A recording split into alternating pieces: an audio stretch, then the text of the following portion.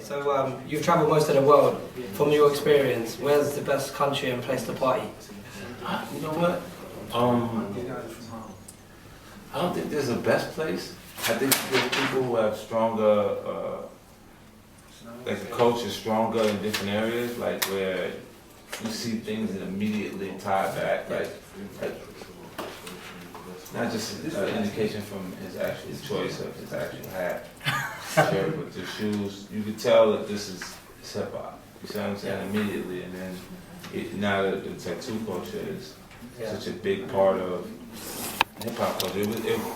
To have tattoo, some sort of tattoo. I was the only person in hip hop that had a back piece. Like it was me, DMX, and it was really limited, and it's grown so dramatically that now there's like my little back piece don't mean nothing. There's a tattoo to their face.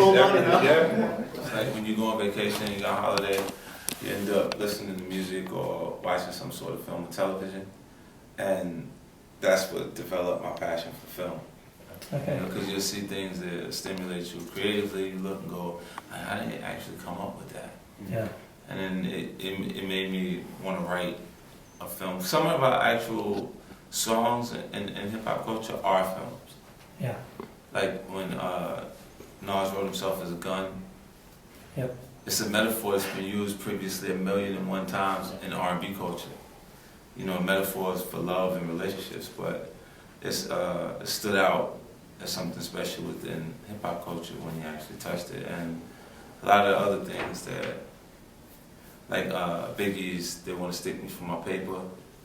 It's taking things that have been a negative experience and kind of twisting it. It's turning the focus. It's getting the lens, sharp on the object. I do have a tendency to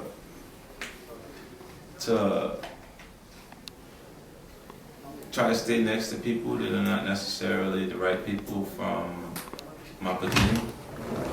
It's a bad habit because, like growing up, I was always taught and I always seen as an example that you as strong as your actual crew. Yeah. But when some of them are complacent or they're not actually focused or not working in the right direction or working as hard in a direction, it makes you work for people who work for you. Yeah. So that's one of the negative things. Okay. So music is always changing. In your opinion, who's the next artist to watch out for in 2013? Oh, I know for sure. It's Kid Kid.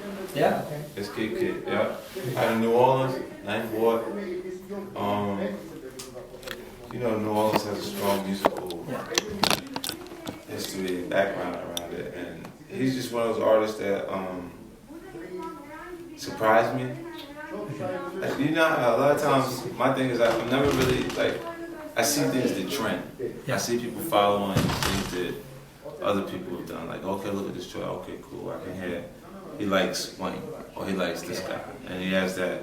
He's using that versatile style that they actually use to create the ooh or the ah out of the next line, and you watch that and then you go, so like if I don't actually believe the guy, because a lot of them write really good. Yeah. We got better at everything.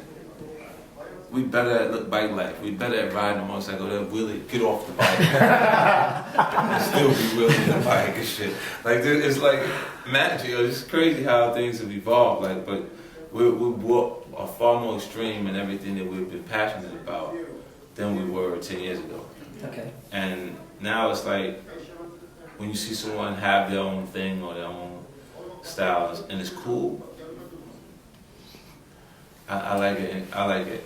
And it kind of has some of the energy that I had originally to it, because he rough around the edges, just New Orleans itself is a war zone. Yeah. Like, and then there's that thing when people have a difficult time and they can actually capture it in an art form, and like when I hear it and I go, wow, like it feels like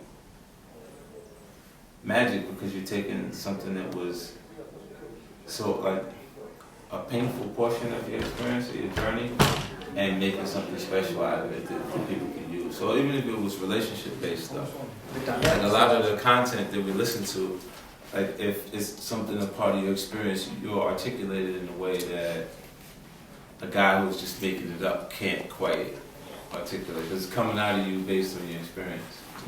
You know? I'm really passionate about SMS because it's also a part of my passion for music. You know, people being able to hear the way it was intended. If the process of creating it, when you condition for music, you'll, you know how they say you're able to freestyle or you're able to do these different things. It's able to get your idea out fast.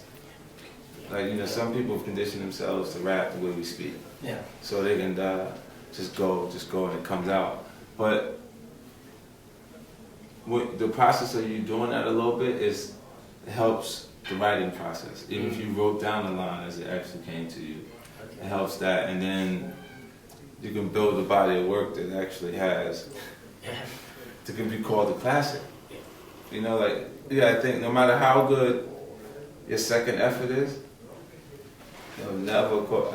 I sold more records my first week on the second album than the first album. And I wrote another hit album before I put that out. Like, I gave him the 5 records that made him a hit, then put out The Massacre, and sold 5 million records on a new artist, and then sold 13 million records, or 10 million on The Massacre.